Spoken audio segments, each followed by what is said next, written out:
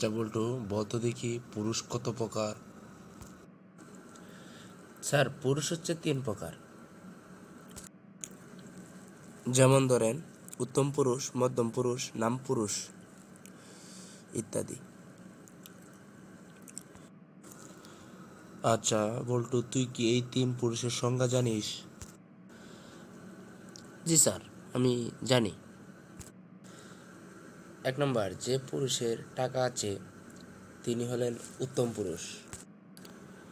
আর যার মোটামুটি টাকা আছে সে মধ্যম পুরুষ। আর যার টাকা পয়সা নেই সে নাম পুরুষ, তাকেই নাম পুরুষ বলে। এবার বলুন আপনারা কোন পুরুষ? অবশ্যই লাইক কমেন্ট দিয়ে যাবেন।